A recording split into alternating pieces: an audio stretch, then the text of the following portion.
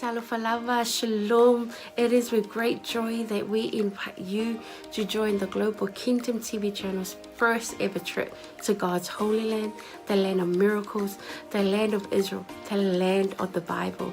You get to walk in the footsteps of Jesus. You get to see firsthand the cities, the places he performed many miracles. You can take a boat ride on the Sea of Galilee, see the surrounded towns and cities that the Gospels write about. You get to see the places that the Old Testament talks about, the places where King David hid from King Saul. You will see the Dead Sea, the lowest place on earth. You get to visit Jerusalem, the eternal capital of Israel. See where Jesus taught the scriptures from the temple. You get to pray at the Western Wall, a remaining of the temple. You will get to see where Jesus was once buried and realize he's no longer here because he has risen and he is alive and he's soon coming back for you and I. The journey to Israel will affirm your faith in him. It will confirm the teachings that we read about in the Bible. It will give you a deeper understanding of the Bible. It will help us in our journey of faith here on earth. And I encourage you, take this journey. It will change your life. It changed mine. God bless. Shalom, shalom. Talofa Samoa na tunu pele. Ia fa talofa antu ne fiafi ngo sua la ulu le fo mo sa longa i fo fanga i ampalauri ia ile te sanga e tasi le lua afe su fitu male se lua su valu ia sa ia sa no malanga tua i sa la elu sa mo na tunu pele o te fa ftaile tua na vano le lei ia te tonu fo lo ia te oese la ngona fa pena na e fia lu pa ia pro no le tua ia ele se taimi po e talo fo ile tua mo se taimi ia le mi le le lua afe lo lima lo fa pelana ia fa mo le tatu malanga ia fa te fia malanga mai lo ainga ia se noa o te fia ia se la ngona sa luitawina ilo tangata ino tu mo va ai le mongo olive ia lo ia il perfetanga le tua le malile fio fa lua mai o Yesu Kristo ile la lolangi nei mai o le a fio mai o ia ma tu vai on au le mongo olive e fa fia ngai ma le malu fo ilea Samoa a e fia i loa tiri nei lava a mea matango fia na faia le tua na te tupu mai o le atu tupu foi ia loa noa le leilea tatou te malanga tu ai ia Israelu awane ingalo ia te oe whamnianga le tua ia o lo ta tia i o ta lima ia o ta ua la valo ia i fuafuanga whafsotai purenga le tatou Global Kingdom TV ia mapuki e loso o vanoa awane ingalo o se fianga telefo ilo nei tangata o na ele tasi se saito lo va pena o tala no matus pa ia o tausanga umalawa e aloi malanga lo whailoa mai ele au la tau o le fa pena archaeologist o na maua le vaenga ma le vaenga o le mea na fia ile nganga ma misia i lupa ia Samoa ta pena le lua afe lua lima o ina te lo polo to e tūl maunga olive ia e fio mai lo mai Yesu kusanga ia lo fungia le tua fa ma ia fuafuanga ma plan mai le nei taimi se ia o atu il fa moe ona o Yesu. God bless you. Bye. Hello, 𝚟𝚑𝚙𝚢𝚅, Pulavinaca, and Shalom. My name is 𝗵𝗚𝗚𝗠𝗠𝗠𝗠𝗠𝗠𝗠𝗠𝗠𝗠, and I had the honor of visiting Israel twice, in 2018 and 2019. The experience really changed me. It was an experience of a lifetime. It was transformative. It was eye-opening. It was such a great time. I had encounters with the Lord that really changed me, that healed me, that I did not expect. It's one of those experiences that you have to go for yourself, to experience for yourself. So if you are planning or thinking about visiting the land, I encourage you to do so. Go ahead, invest in a trip and go receive your portion. God bless. Ya, salom 𝚟𝚑𝚙𝚢𝚅 wa paanga tato Global TV so se tolera lang ia ole o sia Paulo Poutoa futi pali ile le ngoa ia ole lua fesulfa na o malanga Israel ia e se tau so o lo ole atua ia o se mesa famoni na ia ole O le te la mea le nei uma ai o se o le unga le maunga whirua inga le na tatalo ai Yesu Keriso ai tu mai ia iria ma mo se le si tu ngango la ngonga ai se va ngango la ngonga le nganga pa yo le tu ia a walo fa singo manga fo ima ile o mai ma le fa ngai ngele tu nganga luenga ai o e lo sila ma mai mo ma nei tu la ia o te le sa un le simalanga le tato Global TV ta sang fo ia fio mai tala mai au ta o e lo so te o le tua fa o lo talo le tua ai ma nei fo o te soli fo i au le tua sa fa malanga lo ia te to ne mo finis fa mo nang ia fio mai tala mai au fa fo Yesu Keriso amen. Talafalava and Shalom. My name is Shivani Sharma and I led the Salmon Delegates for Israel 2022 and 2023. And both groups went to Israel for the Feast of Tabernacles, which was around September and October of both of the years 2022 and 2023. And I just wanted to come and share some encouragement and some quick encouragements for those who want to go to Israel this year. Israel is the Holy Land. It is the center of where our faith is as Christians. And I want to encourage you that if God has called you to go, to please take that step of faith and do join the group that is going this year with Pastor Michaele. And I want to assure you that going to Israel is a trip of faith. You may not have all the money in the bank, but if God has called you, I believe that the Lord will open the door and make the way for you to go and receive whatever He has for you in Israel. And I'll just share that being in Jerusalem, the city of our faith, the city where the center of where everything happened in the Bible, it's an amazing experience, and there's nothing quite like it.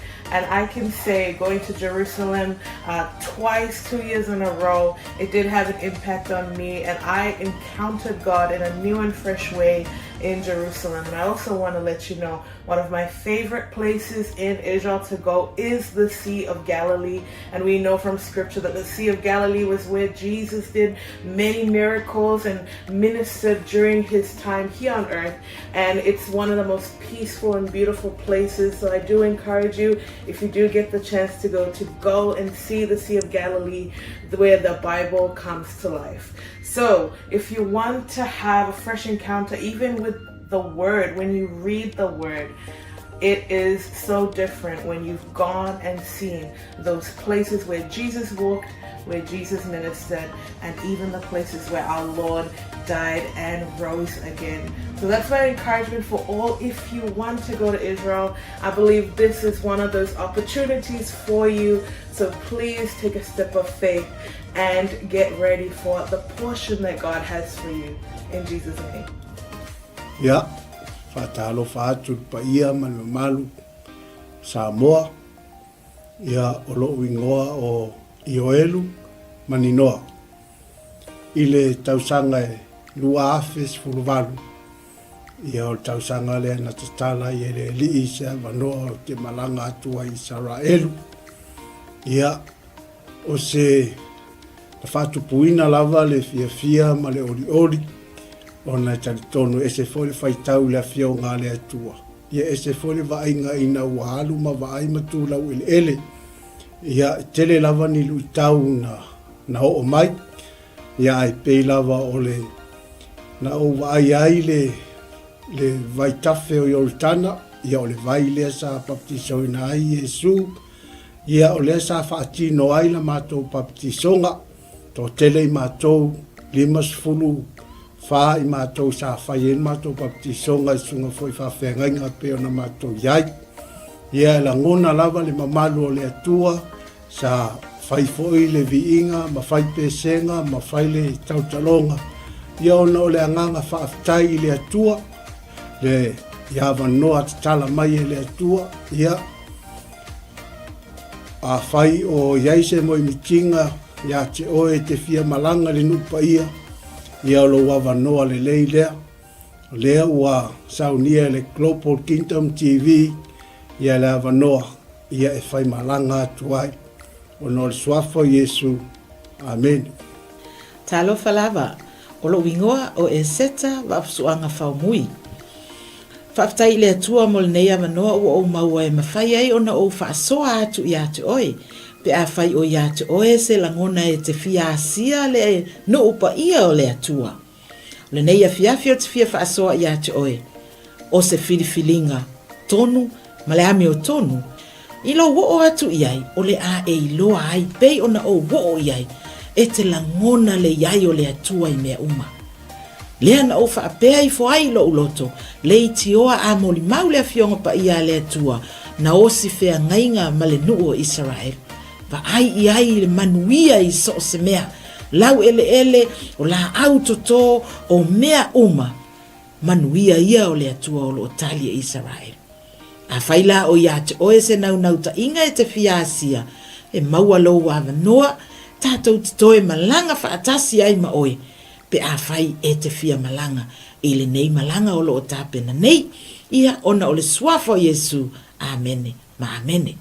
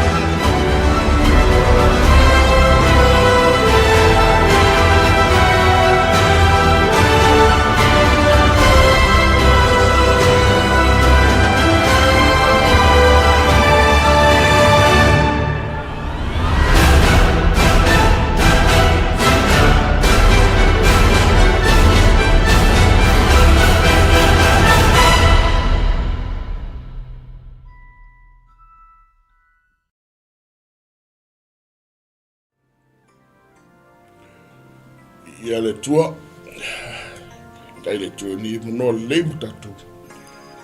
Maua fui e nā whaasoi nai tala le manu. Whatala whatu le sunga whenenga. Malo sunga apostolo. Ia o mai le sunga mara. Ia ma whaftai. Maru. Na viere ri wa tatu pulata mo fui ne. Whai wina pule. Whai ungore ni. Wa yaso. Amene. Ia sambo. Te mana kaile i tausi taimio na watula swatu lima. Ia e aula man tatu wasia ia Jerusalema. Amen. Ia wafo ise sosoani ele tua. Marona pa ia. I tatu po kalame o ni whaawa o ni LAOAI TUPU. Ia manatu dea. Ia rela peita ina i tatu. Talu ia ma. Amate rola ia tatu po kalame. Wharalawa, whaftai teli tama. Ta iso whaftai gana pa ia. Ia wolofa i longi lei ro whamaoni mano wa mi o tom. Tai tamai le ni aso e fua i mai mai mātou. Whaftai sei fua i le ola mara malosi. Whaftai lo whamaro longa. Sa aungi o auna tama. Kartala. Whasoa mo mawina tala lero malo. E ala mai o fionga pa ia. O te wara awanga pa ia na mātou sosuansi. A fio mai i tanga lui o mātou loto. E te whamtala loto, e te whailoa. Ia te mātou. Aua fionga pa ia. Anga lefo i se mātou atu pelo Samoa. O i se mai mua mai maua nei pokulami. Pa ia tuaile nganga o ia nganga pa ia. Whamaro sia se loto, se nganga. Whawaiwai. Ia anga lefo i pokalame nei mau Missionary Global Kingdom. I la o auna, pa le fatua. Ia ai se fo i rau whenga renga o ngā lue i nei. Misiona a mata o se o rin whai wina. A mangalo i matu semo matu whareto. O so a whaisu kemis. Amene. Amen. Amen. Ia le tua. Mene. Po kalame whauau le nei o la ai o tupu. Pe ia nā masani ai, ia whiawhio son fua ia, ma whiawhio son mu. Ia ai ona i tutuangia fo i ni mawhia. Amen. Ia sa le whatamu ina i po kalame i le po la soro. Ia lea raua ta pena mai e mala wongi. Whauau po kalame o la ai tupu. E mea nei teimi whaira u leo. Whai mawhionga songa whainga nei, te ngane le whatonu. Ia watoi whatu lima ma whataro whasamboa i lau tupu ina mau. Mai lava i mga tele si pa i mga iti. Amen. Ia ta auto ia ma ta alolo ia o sa mo whainga. Ia o pa ia mo maru Samoa le ai o Ines Whatalang. Ia ai haptoa whataro whai o ngato while tua. Ia ma wumpa anga o le misiona me. Papa Kingdom TV. Lau ai o tupu nei. Ma whaatasi toi mara sunga whawhengi nea teisia. Ia ngā lei mai lea tua le tātou pokarame nea fia. Nei ia tūra reso. Ia pisosoani mea ngā pa ia. Tātou malama fui ana fio pa ia. Ia ole whātou lima lea. Ia e tō tūlewa noe le sunga whengi nei. Amen. A wāra mataina le tātou whaasua ma pokarame ma whāro lau. Mawhtai. Ia, whamalo. Malo i lau sunga la apostolo. Fo i lewa mai au nei. Fo i le lupe mua a wale tua. Ia ina ia maua fo i se to file mua wa fo i tato po kalame le nei. Nei yaso, nei tu la yaso ia le u fatalo fatu le. O una le tua ia o le tato fatalo falava lea. Ai o le tato po kalame masani lava lea o le la ai le tupu. Pe o sau no le o ona masani ona watu i po so lulu ia o lo fitu na e lava fa pea a o le ava no le siaso. Ia o mau fo le ava no e fa wau tuai fa malu tuai sa moa pe a fai o tau fa le tonu o tato po kalame lau to fa le tua ia o te loa e manuia me uma au tato mata upu vai aso le nei o le lual no fo inga tupu o lona mata upu e tolu se fulu lual no fo inga tupu lona mata upu e tolu lona mata upu e tolu se fulu ia o le chapter a toa lava a ele i o atu ia i le tatou polkalame i le tatou whaitawina o le tatou tusi e tele i o le mata upu lea e tele ni vaenga e mawhai o na tatou o iai ai o vaenga ia o vaenga lava o lo tatou e avea ma le sona i le si o manga o lo tatou wola ai amene o lona winga o lea o le atu i le au na le tua e whaitau mai le whai upu mo mua se i o le lima ia o na tatou whasolo i ala ia mole lau sunga misa Wa alu fe au iskia ia Israel uma a toa mayuta. Ma utusia tutusia e whaoima me manasi. Yo mai ila tau i le whare Yehova Yerusalema. amen E whaire pāseka ia Yehova le atua Israel. Awa na whiriwhiri e le tupu. Ma ali Isaia te ia. Ma le whaputuputo uma i Yerusalema. E whai ai le pāseka i le lua o masina. Awa wa le mawhai o na whai ai i ai o na pō.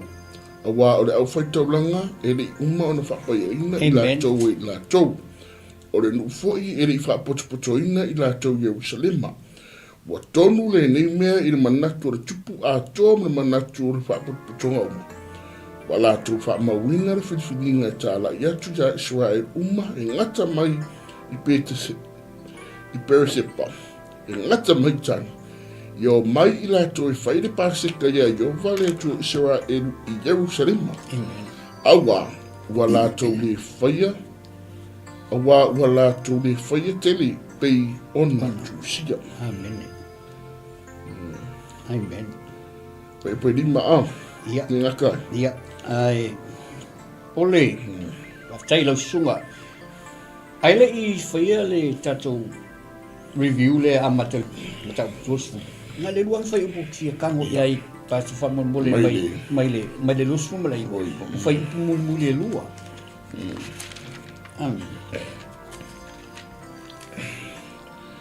Wa tere foi taulanga mu ma le nga o taulanga whaftai. mataulanga I me e inu, mo taulanga mu tatasi. Ua whapea ona saunia o ngaluenga o le whale o Iova. Ua fia skia atoa ma le nuuma ina ua saunia e lu I le tua awa sa whafua sei o na whai o le leimea. Amene. O whai upunga e lua ona e ai le whesota inga I le amataina o le ngā luenga I le mata upo tōsi fulu. Amen. O whai upu ia o lo o whaelo mai ai le ua mahea le ngā luenga o le whaamamaina o le malu. Whaapa ia inga o le malu. Le fo ua mahea o ngā restore le temple le malu. Fo mai ona oli ai lea o tangata ma ua whaamanatu. Celebrate. O le tāua o le melea, fo mai wailoa ai le nau sai a I la tau e au wai I le sacrifice. Ia mataulanga whaftai. Ai o le mea sili o na tāua. O le ngalue ai o le atua I o la tau loto. Amen. O le ngalue ai o le atua I o la tau loto. O le ale end result o le melea. Whai mai ua worship. Mai ua worship. O se le songa fo ilele na ona whataitai iai whai upu ia rua. Whai mai e tā ua le usitai ma au auna. Obedience ma lau service. O lau service ngai whai. E ala ngai whaia o lau usitai. Amen. A wama taulia lea o le aalu le wala au I le mata upa tolus fulu. O lea o le aalu le wala au a eskia. E le na o yuta. Ai whaapea foi iai. Israel. Amen. E irani vai ngai e tātou titiro ia I. O le manatu au tū. O le malosi o le tatalo. Ia le tu. O le tatalo. Ai telefoni vaenga tāua o lo o saua I. O le vai lesi vaenga o le outreach. Po lea. Po o lo tāla I atu. Tāla I atu isi tangata o lai te wala au lia ina tangata e o mai. Outreach. O lesi vaenga. Ia tātou malamalama e mea te tupu. Ona o lo tātou ustai. Ai le ustai e te le malamalama se me tupu. Amen. O lesi vaenga, o lo talia o le wala au lela wala au wai. Ia le tupu. Amen. O lesi vaenga, le au tu I hai o le tatalo, o le malosi o le tatalo. Ia le tu. Amen. Ia I tātou, e tā ua le vi inga o le tua. Amen. O le vaenga muli. Ia tātou muli I le taita inga a le tua. Follow God's guidance. Amen. Amen. Ole, oni vaenga ngā tātou te o iai a o tātou whaaso solo le tātou ta upu. I le whai upu la le lima. Ma ta upu le e whai upu mua e o I le whai upu e lima. O lea o le a tātou tala noa I le a. I whai upu ia. Whai mai waru le whai au ia Israelu uma. Whai mai Israelu uma. Amene. A toa mai uta. Tusi ia Manase ma Efraima. E o mai lea. E o mai le fale o le li Ierusalemba. O le a whai lea. Le paseka I le li. E o le mangai ai o le mea lea a wai tau mai e le I tu ai ngā taitai. Taitai le iai eskia. O le taitai e iai le tō whā mamau. E iai le wha utautanga. Amene. Wa le fai mai I le fai pulea. O le tupu, o li Isaia te ia, ma le wha potpotonga atoa. Ua iai le marienga ia I la tau. O le awhainga luenga le mo le paseka. Amen. Ai mai se lava le wala au wina o Israel. Makaulia o Israel le I tu ainga ia se fulu. Israel lai o Samaria. Amen. E o le Fai mai la ia, e o mai ia fai le paseka i le lua o masina. O ngai le mawhai, o na fai i le po, i ona po sa masani ai. Ai sa mele mwhai ai. O ngai le i uma o na whapa i aina le au whai ngā luenga. Au sa le vi, ma le au usi taulanga. Amen. E whai a taulanga. Lua, ia lae e le i wala au ngu. Amen.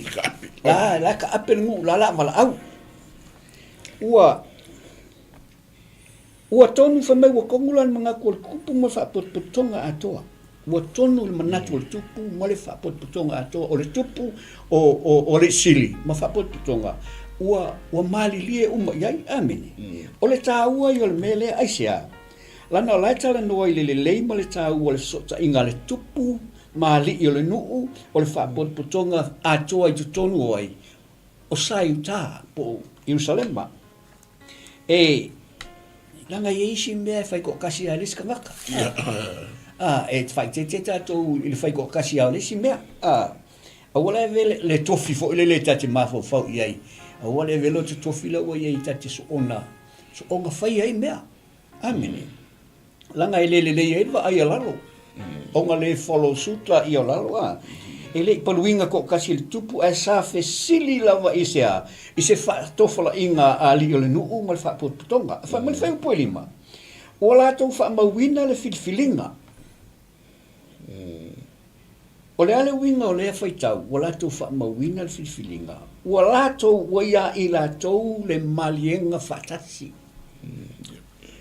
le waya ila to le malienga fatasi e tala iatu ia Israelu umai o mai fai le paseka ile atua Israelu i Jerusalema awa wala to le faia tele pe ona tusia o le mafu angale o le faia awa ele i mai e ona fa pa ina ma fa ma le au staulanga ma le au salvi ma kaulia fo kai mi o asa ma fa le kongo ia ngane au fai taulanga ma le au salvi le lawa kula i mai eskia o le menga le o tupu ua le fai ai le ale paseka e pei ona tusia ma kaulia fo inga ave le tu fe au ia mose e winga le paseka e fai le masinga mombua ai nga kupua inga ile numero eva nga kupua ia inga le fate ta inga le wala inga le fai le paseka ile masinga mombua fo inga ia mose amene e fasili ai se wana una wai eskia e fa la tele le vala au pole invite tu ai nga se fulo Israel ma ka ia fo la vai ai se wana una wai eskia ole fa mo eskia ua fa la tele ai le invite mua e celebrate le paseka e fa manatu le fa sa olo toina amen lua e wila va ua vai lua ina le malo ai ole nau saya eskia e o mai fa tasi e restore le worship po le vi inga i le atua amen ole mangai ai ole fai puia lima pasta awa e ki kilonga iai there's a lot e len mai e tatou i amen ola titilo iai ole tāua i ole mele ufai eskia wai whailo mai e tatou le tāua ole outreach kusa le ua wala au lia we all make mistakes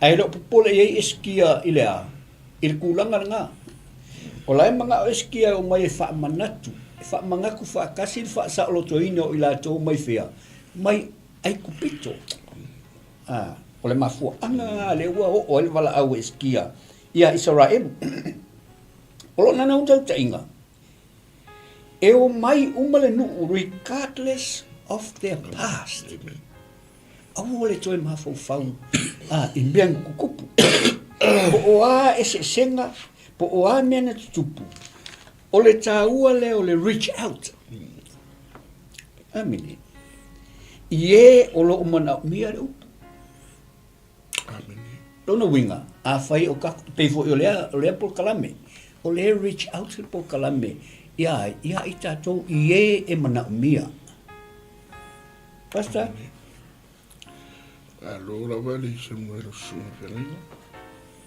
E voi fai lo foi dato un tapu ma le sona neas. Amen. Ia. Ne nabu tatu pa longo.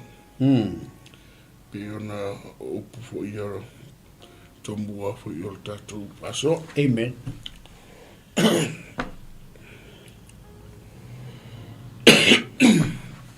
E o tatu tangata o valaudia. Ta ua valaudia. Ta ua valaudia. Tatu fa ta ua fo ia valaudia. E pe pele sa no valaudia. E ri fa pena ngofo a kushir valaudia. Amen. Ai na tala no le me ta o le leadership team. Amen. E a fua mai la tupu iskia o a League City. Na tala no. Fau manatu. E le fa pito manu ia tas. Amen. E le fa pena fa pito manu ia Utah. Yeah. Yeah. A le nga wa le fina ngalo fo il tupu mali ia Israel. Amen. Le ara in mo fa na tu sia le vala udia le. E ta wala le vala udia. O ta to tangata o vala udia. Me ta to fa ta we na le vala udia. Pe au tango e mesele so na mana ye mere we fa so. Yeah. E fa pito no saita na mana tu e iskia. Ia Israel. Amen. O mai tātou whamanatu pāseka. Langa pāseka i wha pēr ngau saita. Nga sao mai i le asu whamanatu lea. Le whamanatu i le. I le asu o Passover. Por sopo ia mai o ese mai pitu. Le aina o mai whaatasi a rahinga tasi. Yes. O le ala fo ila lea o le amana ia fo i ho. Ai o se le sona mana ia nei atea. Fata ua le valaudia. Amen. Fata ua le valaudia. Amen. Ko tātou tangata ua whiwhiria. Ia tā ua ia te tātou. Ia le manatu mai male alo whamai o le atua ia te tātou. Ia le whiwhiria tātou e au whiwhiria e ia tātou. Yeah. Amen. Pe lana e tā ua en mere tā o outreach. Fata ua outreach. Yes. E le ngata whata ua e tangata o lo oe avele outreach. Ia au tangata whai receiving outreach. Whata ua. Ia maurunga. Ngā mere le karangoa i tinta apure e ki happen. Amen. Wanau nau ale le tupu ea. Wakaua o ngā rāo pōsa le happen me lea. Sa e menga misi. E re ima whunga whapa i e rau whunga benga. Yeah. Ai waftai fo tō whapoto fo ina e tō wha e le sunga e le whiunga tupu. The whunga tupu. Yeah. Ia maari siti. Ai. Wakaunga. Kaunga koe whaasa sao nei. Amen. Mbole manu i oi. Sa e tāma Israel. Amen. Maravi i ngore tua. Whata ua wala uria. Tātou tangata ua wala uria. We have been invited. Yeah. Whata ua. Ma i tā ua fo ile wala uria atu. A which a apatu. Apatu n'whaola sena. Amen. Tā ua na le sona ria te au mere wo. Mā ngai ke le mea ngā wa sau ngoi pasta. Outreach. Tātou wawa i groups i so se mea po pe tātou watu o lai outreach. Awa ke pole le ulo tangata i aiti. O wai tau e mua tangata. Tau e mua. Ai whai mai esu. E leo ka wemu ia ke oinga mua tau wemu mai e ata. Amen. So, ile mata upula. Leo whata oto le structure. O le structure lea le tupu mai. Man whapotonga mali sili. Lea la kusi. Ia, nā whai kusi. Lea la saungi. Leo ngo reiwa. O lo tala noa i loa ile. I tusi ia. Amene. Lewa whai mai lewa ave tusi. Ia isara elu uma. A kau isara elu uma. O lo tala noa i le Northern Territory, e se fulu i tu ainga. O ngā winga ngā o umai ai. Amen. Ia maiuta e tusa ma le polo inga le tupu, whai mai la ia, Israelu. Koe fo i mai le li. O kalale o kusi, o pule o kusi. Ho mai le li i le tua Abraham o isa ako ma Israelu. Ma ngai ar whainga o kusi a, i leo ka ua ia Israelu maiuta, ale ka whakasi e. Ka whakasi e kupu ia Israelu o isa, au wa fo i o lai ma fau i taimi na au mai inga, na mafua al paseka. Kasi ale ingo Israel. Amen. Ona toi whai mai eilea o ia te o tau. Ona toi fo i mai le o ia te o tau o to toi. A kauri alwai kai mia lau ave asulia ke leo o Israel. Ai leo whai e eskia o kou ngai ko koe. Koe fo i mai, o a atou toi fo i mai. E toi fo i mai eile li ia te o tau o to toi. O koulanga ia nga sao i lima o asaria. Au ange i whapei fo o tau ta maa, mao o tau uso. O le mele nga, ua whaatafuna ina atu ai, atu e pei ona o tau wa ai atu i ai, lunga laiva ai e mata. E laiva ai e ola ko maka, ua whaakafunga inga ma ua awe whaatangata o taua, ia le ke le o Israel. Amen. O le mea ngā, ua whaatafuna ina atu ai e pei ona o tau wa ai ati ai, e whai mai le si whai upe wala. Aua le whaamaa o tau loto, e pei o tau ta maa. Amene. Ai o mai ilona malu malu, ua uma ona whaapa ia ina, e ia e whaapavau. Ma au natu ia te ia, ina ia liliu e se ai le to asao le tua mai ate o tau. Leu wha mga koe eski anga wa aio o tau mata o ave asuria le to tele o tau uso. Al mele mga o eskia, o lela whaire paseka. O maila ia e toi fo i mai, ina ia liliu e se aile to asao le tua mai ate o tau ia e to toi. Amen. A o tau toi fo i mai, e alo whainai o tau o tau uso, ma o tau whanau i luma o e ua whaatangata o tau ina i ratou. Ma ngai al whainga o kala. Ako koe whai mai. E lo whainai e le vahenga ia ngā vea o tau uso. Whakanga kau kaua. O le mea ngai kupu pe a tau toi whai mai. Awa o le atua e alo whafua. Lau wha makala uma i le kusi inga ia wā ai. Ma alofa muti vale. E le alo fo i ona fufonga ia te o tau pe a whaitou te fo i mai ia te ia. E le alo fufonga o le li. O le kala ngā eskia. O ngā fisili la ia. O le a e ale winga o le kusilea. O le ale winga o whai upui. Mantua, o le kala ngoa i le memua mua. O le vala au lia. O le mea mua lai mga o lai wha malosi i ai.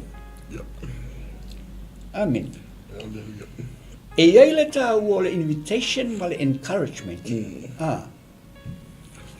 E lua upu ngā. Invitation ma le encouragement. E wala au. Ina ia wha malosi i ai o le ale winga. O le wala au e o mai Iusalema. E tausi le Passover. Awa e tā ua le tala wha solo, e tā ua i le tala wha solo Israel. Le paseka lea. Langa peo na whai atu teimi mua.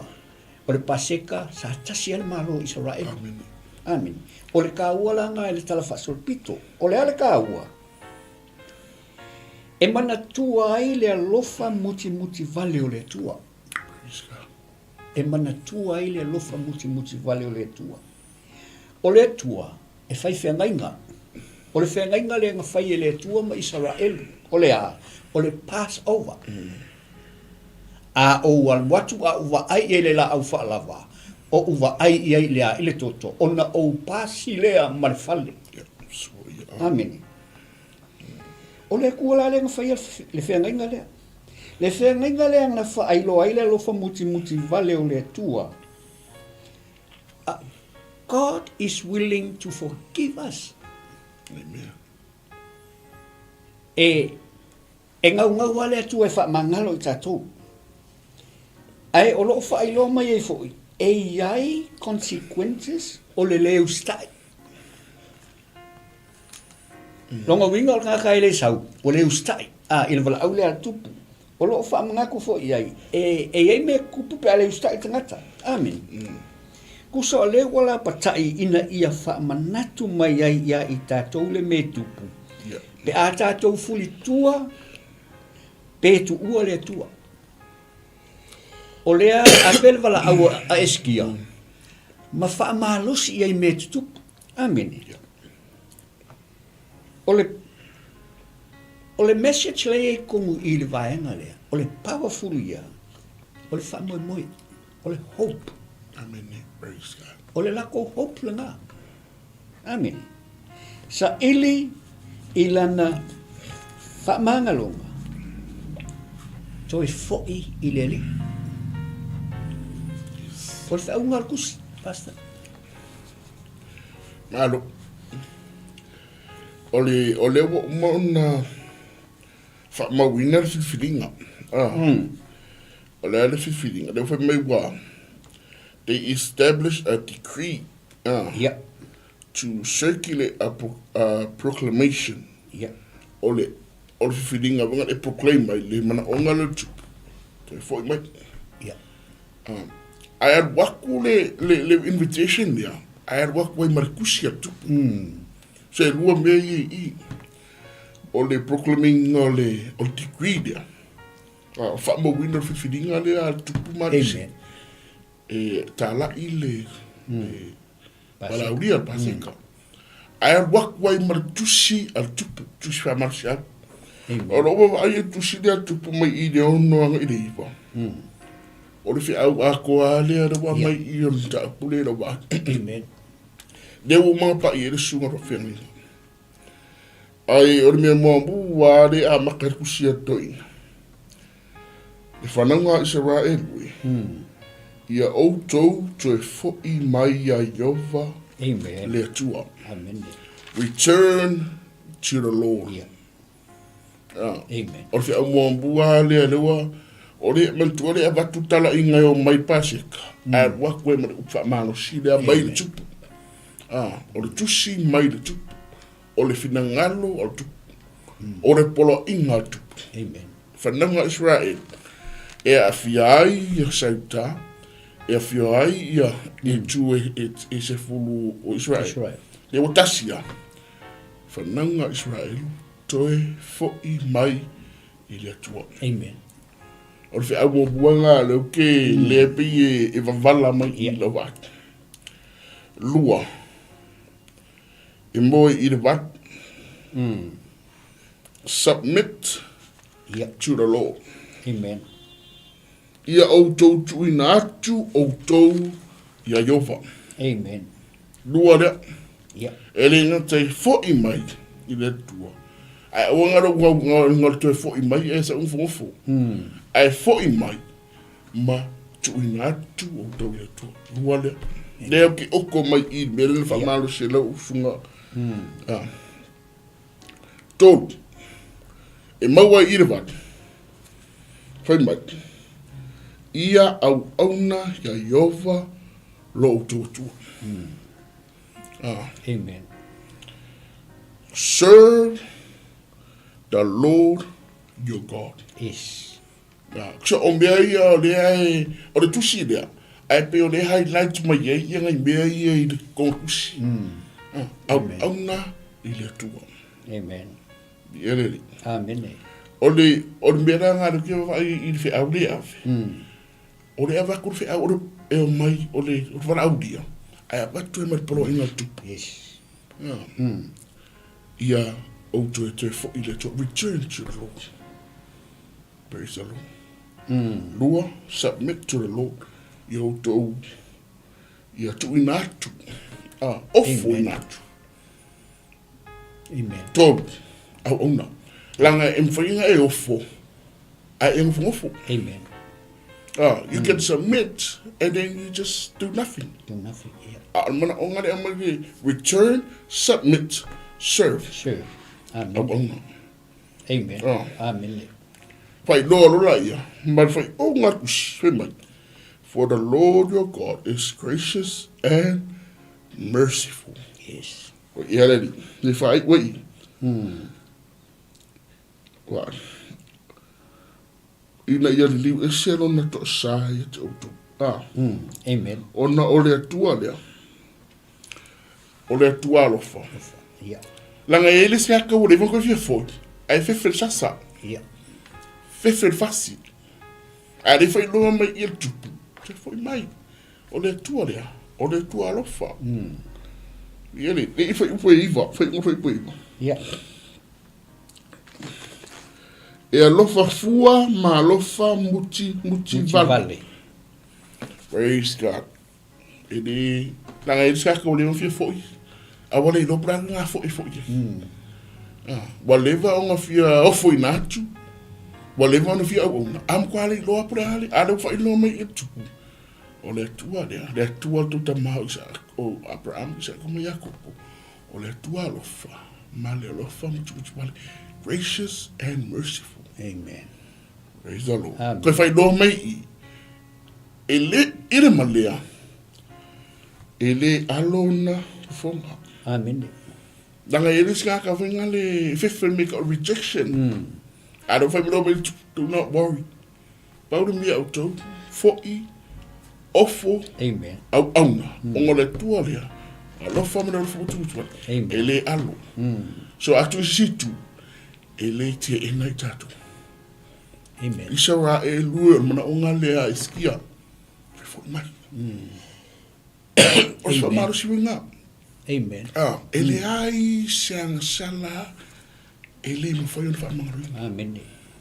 Ele ai se mamafa ma se polonga vungale im fai ele mo fai una fa mama sangia fa mangru ina ma fa sa loto ina ele tu ar fara la tu ar fu tu. Ma ne or pro ina ro wa tu. Amen. Amen. Fo mai. O foi natu au na o le tua le ele o tangata ele tala pelo le tua ele o tangata le tua tala pelo alofa ele amen ai talia we apa mai fata warva audio amen o dato o tangata o bala audio ina o le ara me feitatu fata warva audio ele ele tatu ta. Malo. In other words, Pastor, God is willing to forgive you. Amen. That's it. Awai te fefe fo ilele fa pe ke ua. No. Enga unga wale kua fa mangalo tangata u toi fo i mai a te ia ma le loto mo mombo. Praise the Lord. Amen. Ai langa o le fai al kusia malo maku ai mangai me fu e fe mai consequences o le uska ya o mbela nga de kwa ya la su e ke pa ya consequences mangai yo me e fai al kusia malo ai ku e ma me yo consequences e ye le me ku pe a le usita amen ai fa mai le mangai yo me a makai le fa mai a war fa ma o to loto e pe o to ma e ma fai fo i onga ka ko interpret le mea ngā fo ia ka ko amen ia i tātou ma tau lia fo i te lo tātou e i o tātou tua ma tangata mātua e fo i whaarutanga ia amen ale ma ngai e ol mele fo me awal wha ma auto lo te pe o te utama ai o mai tātou o i le li o wafa mai e alofa fua o ia. Amen. Aia is willing to forgive. Sai upas suma lopas. Ol ma ngai ia ngo kango ku fa kasi de ngole a wonge I fa la si onga o le mero ku pu a fe au mai wa ku a fe au ma au na ngo ngo I fe ngo ia e foraima manga se pulonga. Ai o me wa kupu o fa tau we mu ia I la tau Amene. Wa oisi kangaka wa amu yai. Amene. A oisi tangata o asera mambangase ma se pulonga. Whamei ua wha mawalalo o mai Ierusalema. Sa iai fo ia yuta le a au o le tua. Ua fo i mai ai ia te tatou le loto ngatasi. Amene. Ina ia whaia le polo inga le tupu mali e tusa ma le afionga a le tua. Maangai ia le whaikau ia whaiupu e lua. O le ale winga. O le winga o le whaitau lea. Sa iai mea ta o le mixed reaction i tangata. Sa whaaloto lua le kele o kangaka. Sa iai se whete na inga. Sa kauemu. Sa whaifai. E wheroima mangase se pulonga. E ko akele fo i mai a Sarah. O mangase. Ma se pulonga. Ua wha mawalalo la tau loto. Mao mai i Ierusalema mole paseka. O lona winga. E le tau wha amalmana maina le vaenga waiaia e lua ai ku e uskai marikeke. Ai o le kele i o le mea nge vai kaimi. Ke laku loa malau kuspa ia e wha matala atu le leo Yesu. Ke eloa le sikangaka. Ke eloa. Whamau o malama me whapenga. O le ae whai. O le nature le o le tangata. O le ngā kula le o le kangaka. Ai aka kuwa vai e il merenga whai e kamalolo e skia. O le invite le tupu. I le nuku. E mawhai o ngā kākou whaliwinga whapea o se invite mai le tua mo oe. Amen. E le ai ma se ngā o le invite le tua ia te oe. Ma le tā ua o lau tali. O le invite ngā eskia. O le invite le nu. E le ia ma se ngā invite mai oe. Ai kamu kapungi whai koa. Amen. Ai kamu kapungi whai koa. O le asa utali le invite. O le asa utali ia le invite. Whai mai Yesu o te tūl whai tutoa ma tuitui. O le ala asa utali o whai ia i le tuitui lea. Amen. Kau emu mo whai. Po o lau salamo. Ma fotuae. Ma reconcile. E lua au kari. O lau tau emu mo whai. Po o lau salamo. Koe fotua e le tangata. Amene. Salamo ma reconcile.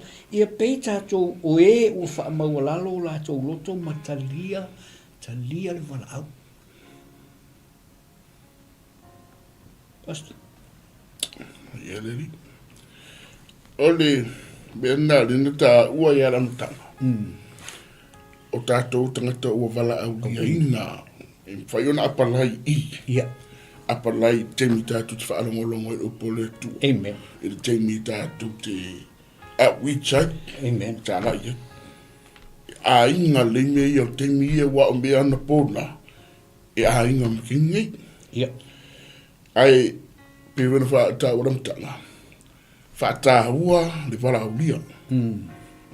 Fa ta ua wala ulia. Langa e lua ia to inga tangata i ta noi i. Fa mai o istangata ta pisama ta wemu. A o istangata na fa mawalalo. Mau fai. Mau fai. Amen. O le siri la o fea la o paki e lua. O lo ia tato. Amen. Amen. O feo pati e lua o ta oto e tātou loto. O ta oto tātou loto i le tali atu o le paki mua o le tapisa ma tawin. Po o ta oto tātou loto i le pati lona lua le fe maia na wha mo lalo ma o Jerusalem. Amen. Amen. Ese umata to reaction. E le mawhaiwhinga whai au le reaction a arwhiwhi au ni. E kusai marwara au lia. E whai a tangata i lona i whai unga. Amen. E tali whai tangata i lona i whai unga.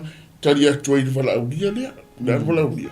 O le temi tala noa mai lea tua i lona upu i lea sa. I lea fiafi. I lea tae au wala atu lungo pina te whailangi. O le temi te tala i lau tuspa ia ai atua ele tau tala sa o mai ale tua i lau. o whera o pāki e ki kali o lau tau emu po tangata whamula. Amen. Ni ereri. Amen. A e te loa o ere me mana i e whai unga whai upule su matua.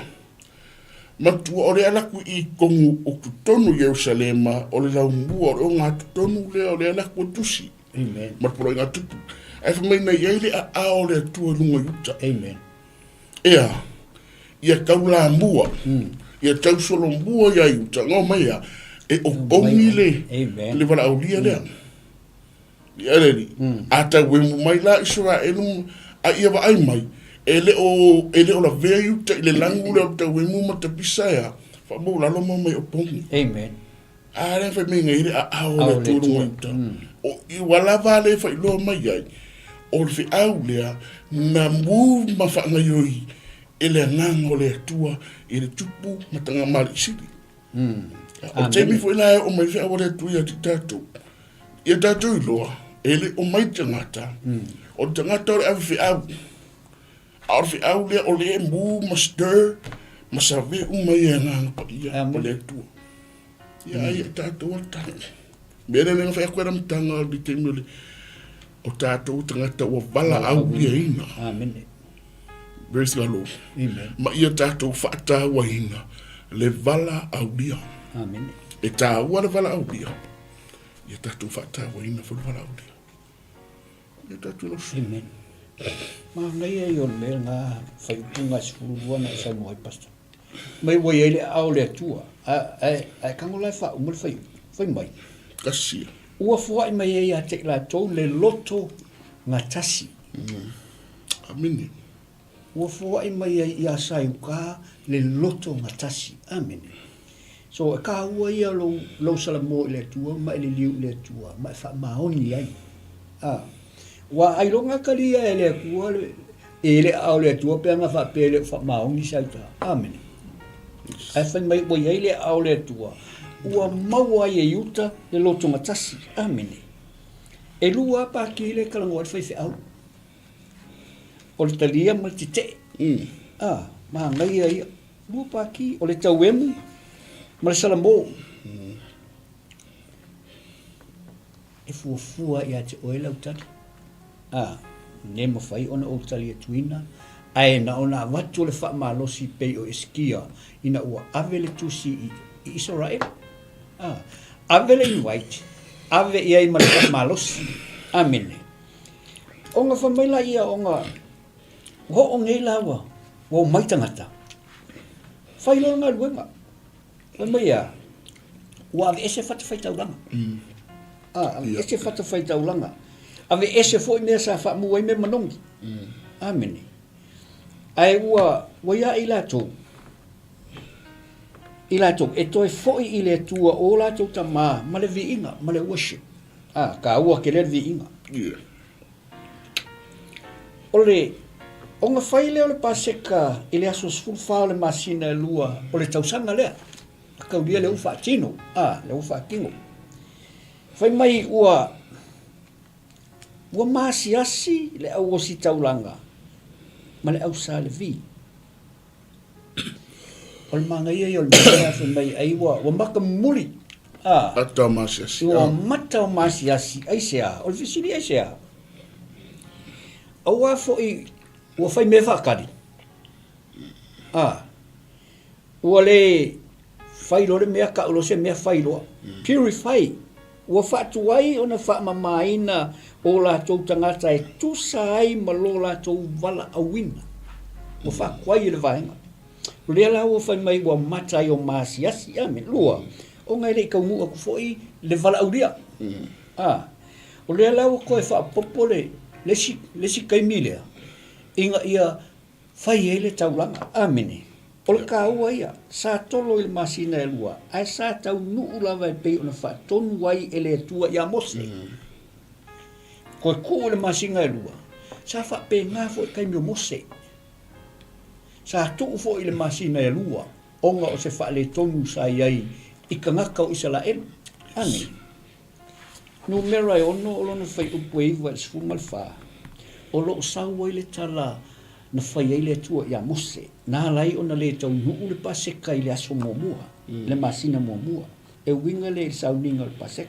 A fa met fai po sumal van. Mai tus pa ia o le tele o le nu usai ai il paseka. E le I wha mamaina e tu sai ma le tu la fon ave ia mose. Ke le leo ngu. Amene. Ai sa au ai ile tau sa minga o le paseka.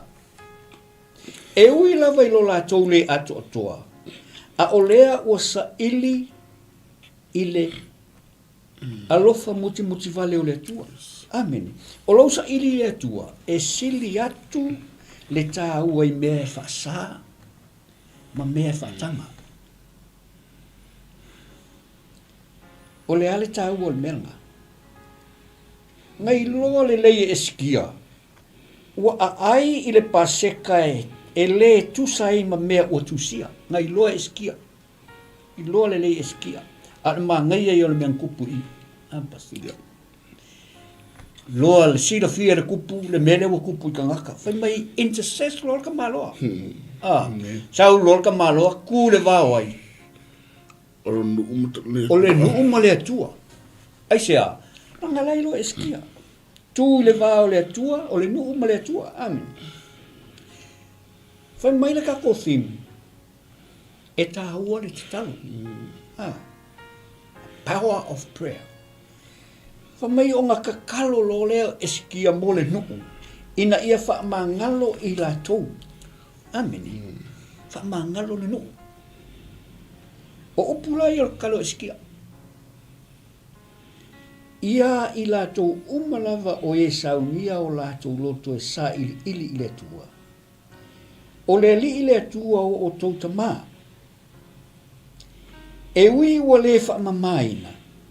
E tusa ma le wha mamaina o le malu malu. O le māngaia I o le melea. Ka ua kele tangata e tū le wā. Intercessors. E tā ua fu I upu o le tatalo le tupu. Kusa o lea ua, o lea le winga o le tatalo le tupu. O lea ua pli eskia. E ui lava ele o maua I la tau, ele o mama I la tau e tusa ma le tula fono o le sanctuary o le atua. Ai o lo ua lea vau ia I la tau o e ua saunia o la tau loto. E sa ili o la tau tama. Le atua o la tau tama. Ma ngai ia. Lea ua pli eskia. E ui lava ele o mama I la tau. Lo le eskia le o mama. Amen. E tusa ma le tula fono o le sanctuary le atua. Ai ua le vau ia I la tau. Ua le vau. O e ua saunia o la tau loto. Vai ua sauni loko kakaka. E sa ili I le atua.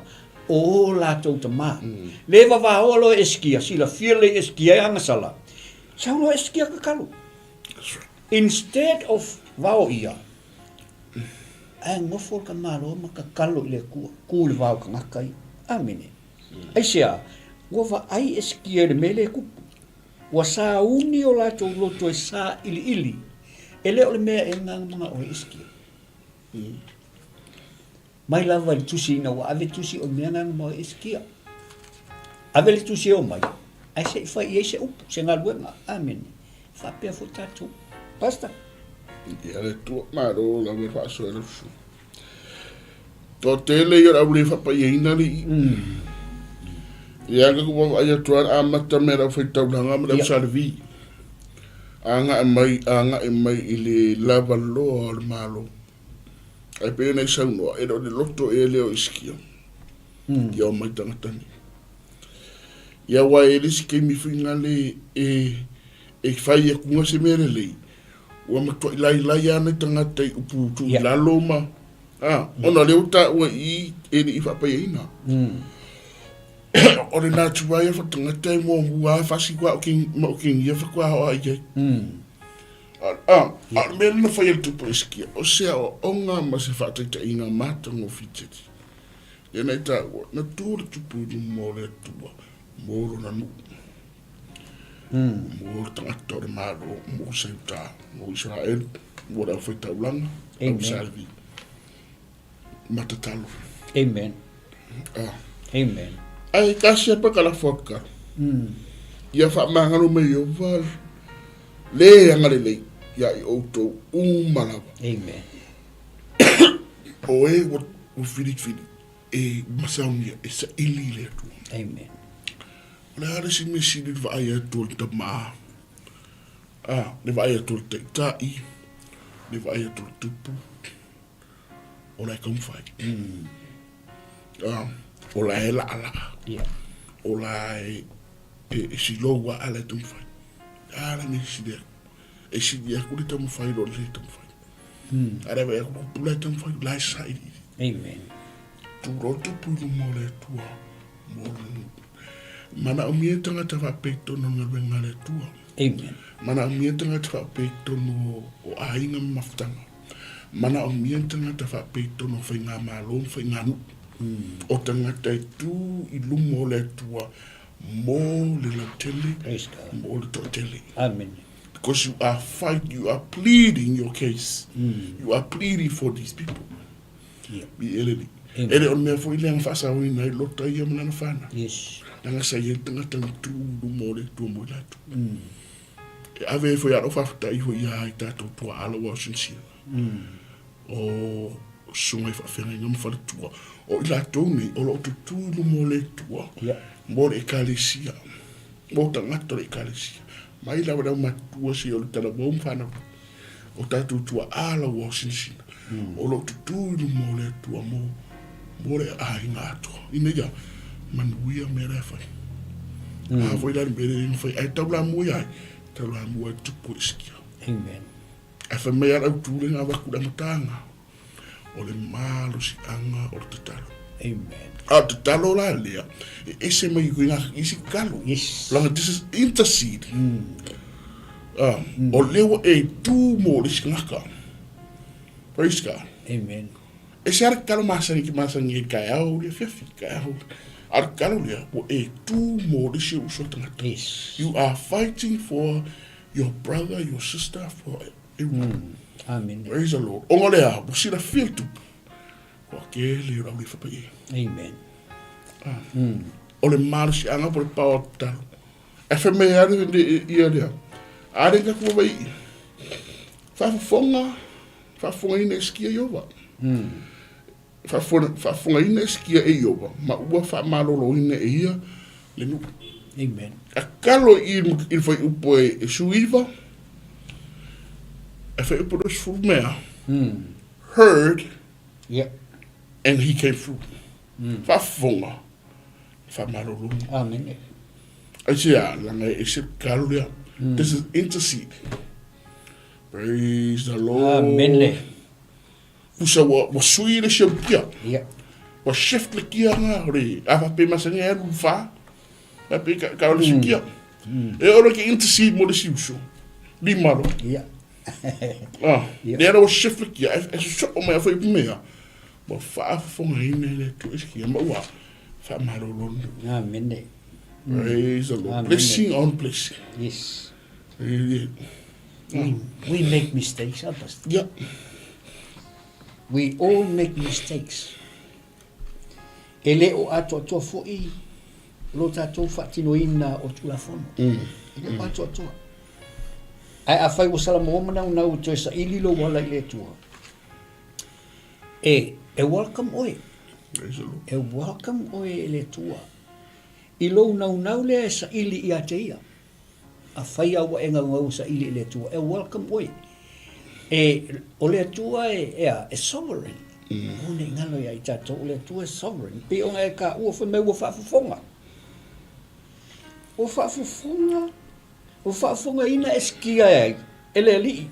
Ma ua whaamalolo ina e ia le nuu. Amen. Amene. Praise the Lord.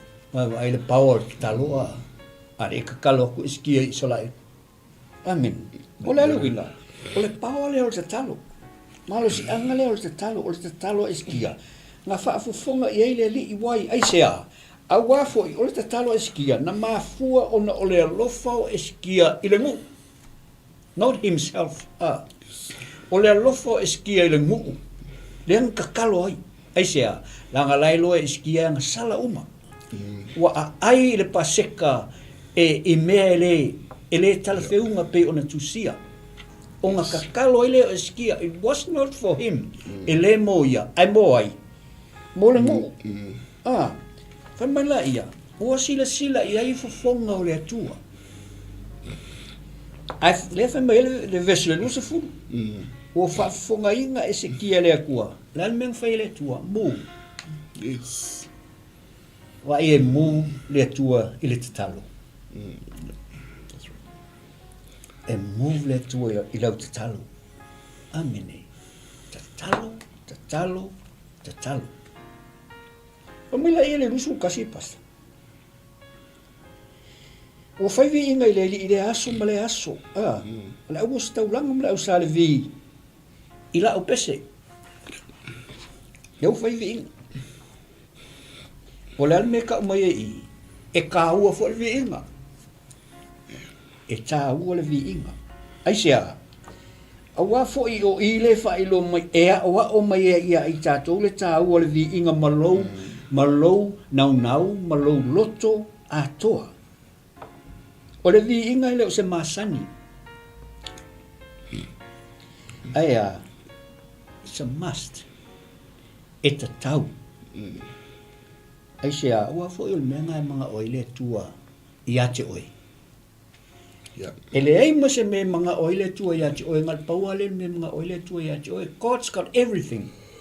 O le tua oe lava mea. A whaila oe wa esa ili ma e mautu i le tua. Eke vivi. Amen. That's all he wants from us. Amen. Eke fia pa ia i rea vaenga pasta e ka kene i opea. Ia. Ele o motua mataula i o toina skia mai le mea whakaakia mai tāwita. Tāwita. Amene. Ona o le o tala anga voi do tāwita o vinga. A le me foi. Koe whata ua me ta o vi. La o pese. O ata ia sa va ia Jerusalem timu tāwita. A le koe au mai eskia. So ele o se ara eskia. A tonu ele i moa i stupu i o mawai atu. Ai. O le upu koe whakepa ia Jerusalem. Israel. Saita. Amen. I latu ta maa. Tāwita. O te ngata o vinga. Amen. Tāua voi e tātou vinga retu. O a mea ia whamerkus pa ia whaini. O mea ia i tātou. O mea lava o ki kala, o le lao pese, o trumpet, o mea whapenga. O le mea ngā lai manga o le tua tātou te whaini inga. Ia whamere whai upo rusu malu. O ngā whamawhanga lea mwhamalo si eskia lau sale vi. I le lātou au nā. Ma le whamana tuina o le paseka. I la lātou au nanga. Ma le whamana tuina o le paseka. O le ale winga o le eme. E ka ua ia le whaailoa ma le value. Me le ilo me le tupu matala. Pasta. E tā ua longa ngofu ma acknowledge. Whaailoa. Ma value o le au nanga le lei ma le au nanga sa wha maoni. Longa winga. Tātou ia le au e o lo utuwai mai. E ka kaunga ko acknowledge. It's very simple. Acknowledge le ngā luenga. Ngā luenga le lei, ma le au nanga ai. Ale au whainga luenga. E re kaua o ia puata ma whainga o mea o masani ai. Amene. Awha mai, wala tau filifili. O ngā la kou filifili le awha mai ai. Filifili e wha au lea. Le tau sa minga inisi aso se fitu. O ngā la tau whaia lea ma le ori. Basta eke hio en. Wau so. O fisili, o le ale winga, wala tau filifili wha au le tau sa minga. Inisi aso se fitu. O ngā la tau whaia lea ma le ori. La wha whenga whai, ori. Joy. Ole oli tele wala tau whaia i le whaai unga. E wha au inisi aso se fitu le celebration. Whai mai la i opus pa ia. Le nuuma, the whapopokonga akoa.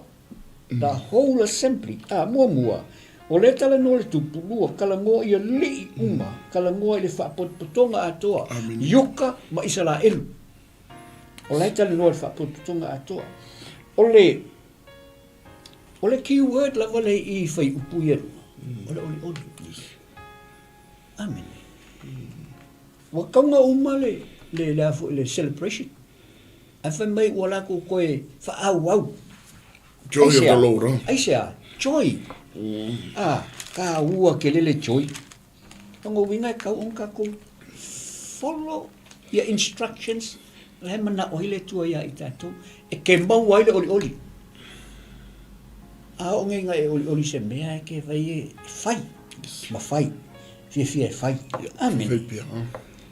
Muli le ta inga. Ale atua. Le ua fai lo mai le ves lea. Ua tai ele nganga o le tua tangata e whaapopo le taimi. Ua wha mautino ai lo la tau nau ma le dedication. Yes. Amen. Fiku aso koe whaapopo ai. Al me makautia. Mua ofa mai e le tupu. Mua ofa mai eskia. Ia wako opovi e afe. O wala la toi whaapopo si ase fitu. Mai eskia wako ma moi e fiku afe. O le alme leo kupu. Joy. O le mwhanka ofi. Amen. Ai whai mai oli o whapotonga. Ua mai ala ko povi afe. Ma lato ma moe e se furu afe. Ua onga whapa ia inga umalea. E ai, e lau whai taulanga i la tau wha mai u. Le lau wha umalanga luenga lea lau whai kaulanga. Lea ua wha umalanga tonga luenga o whapa ia ina i la tau longa winga. E le koe alu ia le ku e ski e le koe kalo iai. Onga le angsala, o le isa angsala. O le isa angsala. Aisia, kusa o le proper taulanga le la whai le vahenga lea. Onga o lea, kasia le upu le sa ua i whai mo lea. O le oli. Rejoicing has no limitation. Ai te oli le tue le seli miki o meki whaia. Are kwa ko vai whainga taulanga i sikia malona. So what the best. They bring out the best of them. I say, lunga mta opore oti. Amen. Okay. Ua fia whaputonga uma.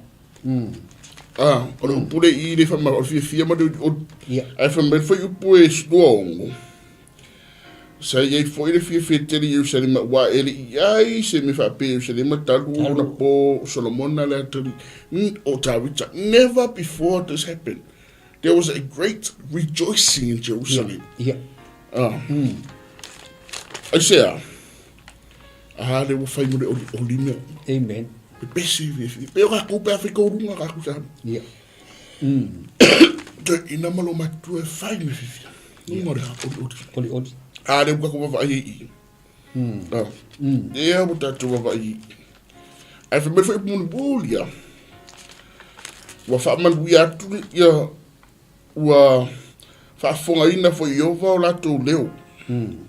Ma wo atu la tu de talo I lona fio ampa ia. O le langi lava lea. Amen. Fai mai le autu o le ason nei ma le nifa dati atu. O le marosi angal talo. Ai fai uan tau. Whafonga ina I le atua. Ma ua o atua la tau leo I le afio ampa ia o ro. Fio I le atua langi lava lea. Amen. I eleri. Amen. Fai me fifia. Fai me o ele iseri miki o miki faya. Ai o tato mautinoa. E whafonga le atua. Pe ka kusa ili pe o tangata ni sai. Fai oile fa pesa u fa marusi. Ya o te mana o ala fa marusi me au tu na avato tai. O le marusi anga talo. Amen. Fai mai de fai umar fai poi wa. Fa pe mai fai umar fai poi. O wa o yova o lo o tua. E alofa fua ma alofa muchi vale. Ele alo fo yon fonga ya te auto pe a fai tote to fo I mai ya te ia. Amen. Ai fai mai le fai upu le lua se fulu e do se fulu. ua whaafafongaina e se kia e Iova, ma ua whaamaloloina e ia le nupu. O le atua whaafonga talo. O le atua tarimanao. O le atua e alofa ma alofa mutu vale. O le atua e talia tangata na te leite ena i tatu. Amen. Praise God. O le ale lo loto, o le angasala, o le ale mamafa o le avenga, o le a se mea o lo tatou ui e niwa taimi. E peise i ua le isa talu.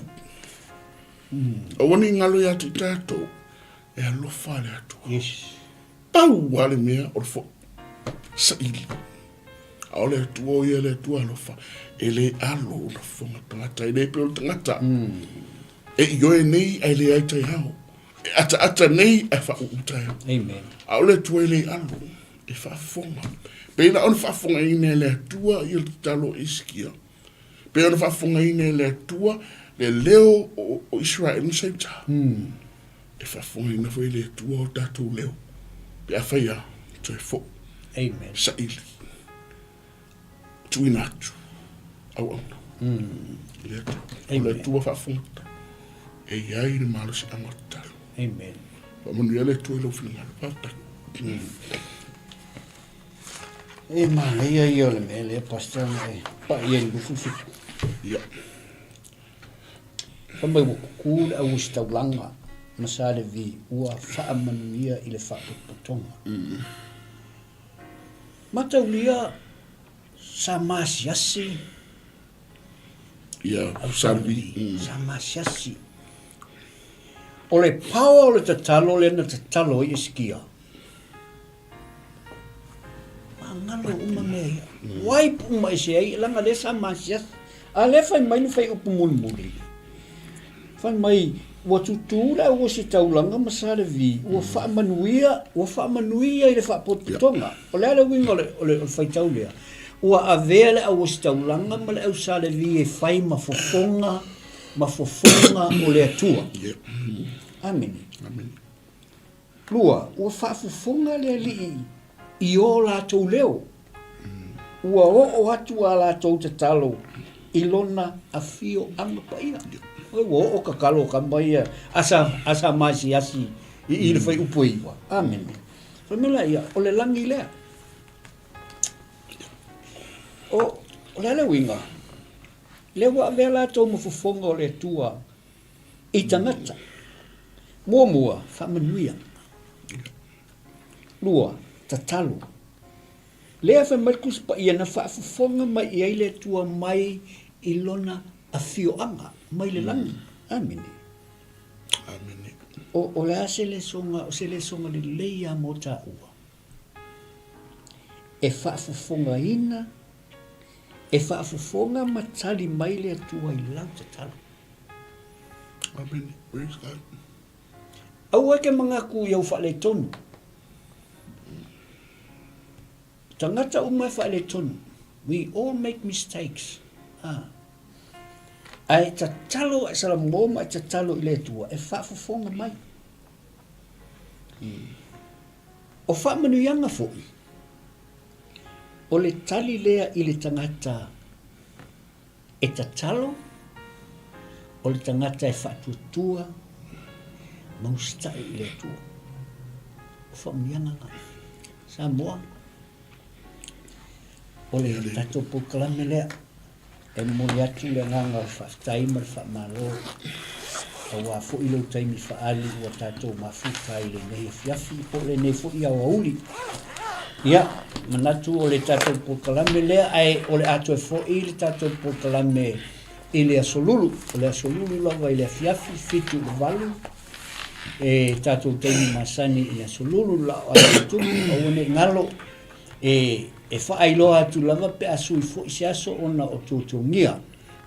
Ai, ia ua mai ona whaamalulu atu la ona le tua ona o le whapokalameina fo i o tato e fuafua lava i le tūtungia ma le ia me fo i e le maarufia ona e whapena. Ai, whaftai mafuta mai o le mātou talo ia whamanuia le tua ia te oe Samoa au pe le tua mai tātou a wane ngalo o le tatou mataupu le aso nei o le malosiaga o le talo aua te fiu e te talo e tali mai le atua tali mai ia te oe ia whamia le tua ia te oe Samoa whamamau fo'i ia whatafutafa a pupusia fo'i o le soifua lau le lei ia awatu le tua ia te oe ia nei taimi mātou te whamalurua tu fo'i a whai fo'i ua iei se upu o la vale ia se whati fo'i ua sala ia whamangalo au whaingalu e nei ia te oe le tō whawha le tua mangalo i mātou ia ole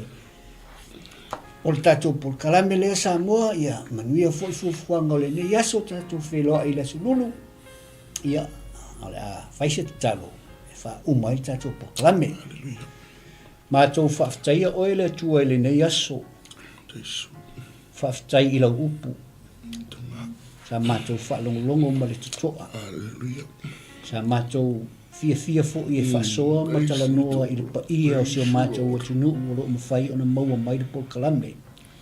Whaafetai ngā paia i loo whaamanatu tautala i le ava ma le mingau awa o anga ia le atua o le ava ma le whaaroalo. Mātou whaafetai oe awa fo'i le whaafunga anga sio matou atunuu nisi fo'i wa awa i le nei aso le atua ia e whaamanuia ia te ilatou whaamanuia fo'i le au whaingaluenga. Nisi fo'i o loo fo mai awa fo'i polokalame ia anga le leile atua ia te ilatou ina ia whaapea o nā alu pea le upu ia ngā mātou te folafolaina awa oe malo.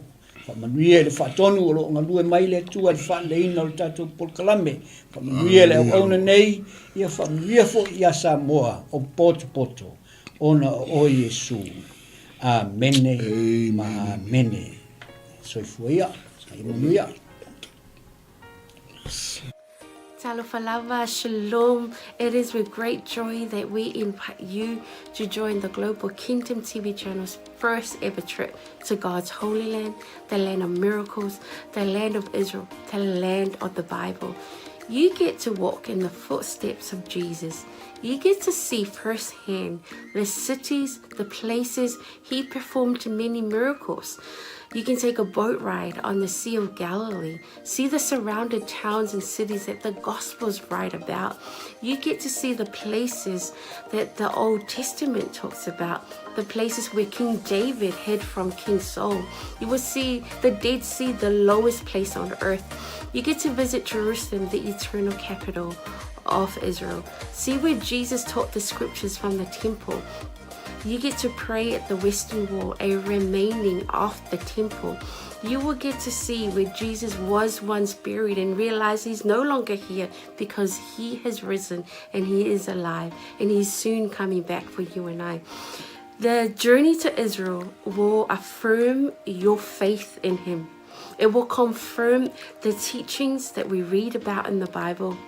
It will give you a deeper understanding of the Bible.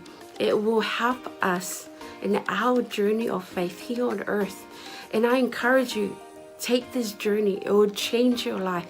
It changed mine. God bless. Shalom, shalom. Talofa Samoa na tunu pele. Ia fa talofa antu le fiafi alo su ala ulu le fo 𝚜𝚘𝚙𝚢𝚛 fanga ia mpalauli ia ile tausanga e tasi le lua afe su fitu male se lua afe su valu ia sa ia isa no malanga tua i 𝚚𝚑𝚘𝚢𝚛𝚒 Samoa na tunu pele o te whaaftaile atua o nāwa no le lei ia tonu fo lo ia te oese la ngona fa pena na e fia alu pa ia pro no le atua ia ele se taimi po e talo fo ile atua mo se taimi ia le mi le lea lua afe lo lima lo fa pena na ia fa moe le tatu malanga ia fa te fia malanga mai lo ainga ia se noa o te fia ia se la ngona sa ruitawina ina tangata ino tu mo vai le mongo olive ia lo ia pe fetanga le tua le malile fio fa lua mai o Yesu Kristo ile la lorangi nei mai o le fio mai o ia ma tu vai on ao le mongo olive e fa fia ngai male malu fo ile Samoa a fia loa tili nei lava a mea matango fia na faia le tua na tupu mai o le tupu fo ia lo no le leile tato te malanga tu ai ia Israelu awane ingalo ia te oe fa mlianga le tua ia o lo ta'atia i o tālima ia o tāua lava lo iai le fuafuaga fa'afeso'ota'i pulenga le tātou Global Kingdom TV ia mapuki e loso o vanoa aua ne'i galo o se fiafiaga tele fo'i lo nei tagata ona e le tasi se site o lo fa'apena ona talanoa mai tusi paia ia o tausaga uma lava e alo i malaga lo failoa mai ai le au latou o le fa'apena archaeologist ona maua le vaega ma le vaega o le mea na fiafia i le agaga ma misia ai le nuu paia Samoa tapena le 2.5 o ina te lo polo toe tul maunga olive ia e fio mai lo mai Yesu o sanga ia lo fonia le tua fa ia fuafuanga ma plan mai le nei taimi se ia o atu le fa moe ona o Yesu. God bless you. Five time.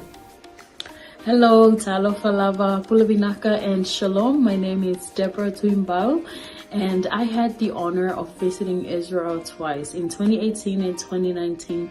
The experience really changed me. It was an experience of a lifetime. It was transformative. It was eye-opening. It was such a great time. I had encounters with the Lord that really changed me, that healed me, that I did not expect. It's one of those experiences that you have to go for yourself, to experience for yourself. So if you are planning or thinking about visiting the land, I encourage you to do so. Go ahead, invest in a trip and go receive your portion. God bless. Ya, salom 𝚟𝚑𝚙𝚢𝗚 o paanga tātou Global TV 𝚟𝚒𝚙𝚢𝚑 ia o le o 𝚟𝚒𝚍𝚎𝚘𝚡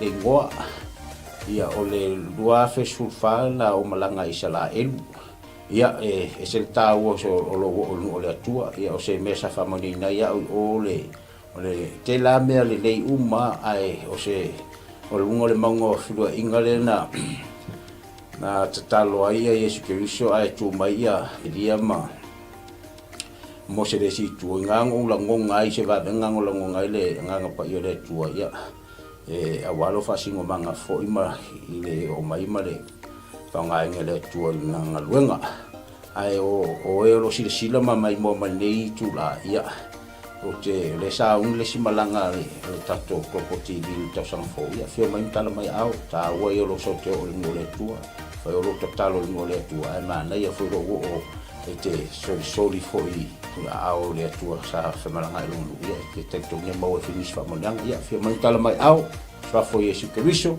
Amen. 𝚟𝚑𝚙𝚢𝗏 and Shalom. My name is 𝗚𝗚𝚙𝚢𝚅, and I led the Salmon Delegates for Israel 2022 and 2023. And both groups went to Israel for the Feast of Tabernacles, which was around September and October of both of the years 2022 and 2023. And I just wanted to come and share some encouragement and some quick encouragements for those who want to go to Israel this year. Israel is the Holy Land. It is the center of where our faith is as Christians. And I want to encourage you that if God has called you to go, to please take that step of faith and join the group that is going this year with Pastor Michaele. And I want to assure you that going to Israel is a trip of faith. You may not have all the money in the bank, but if God has called you, I believe that the Lord will open the door and make the way for you to go and receive whatever He has for you in Israel. And I'll just share that being in Jerusalem, the city of our faith, the city where the center of where everything happened in the Bible, it's an amazing experience, and there's nothing quite like it. And I can say going to Jerusalem twice, 2 years in a row, it did have an impact on me, and I encountered God in a new and fresh way in Jerusalem. And I also want to let you know, one of my favorite places in Israel to go is the Sea of Galilee. And we know from scripture that the Sea of Galilee was where Jesus did many miracles and ministered during His time here on earth. And it's one of the most peaceful and beautiful places. So I do encourage you, if you do get the chance to go and see the Sea of Galilee, where the Bible comes to life. So if you want to have a fresh encounter, even with the Word, when you read the Word, it is so different when you've gone and seen those places where Jesus walked, where Jesus ministered, and even the places where our Lord died and rose again. So that's my encouragement for all. If you want to go to Israel, I believe this is one of those opportunities for you. So please take a step of faith and get ready for the portion that God has for you. In Jesus' name. Yeah.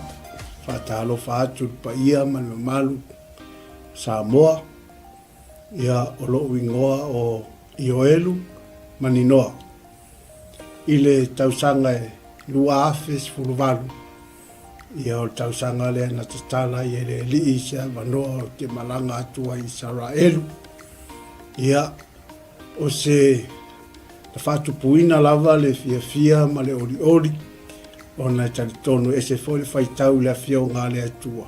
Ia ese foli vainga ina uahalu ma vaai matu lau ele. Ia tele lava ni lui tau na o mai.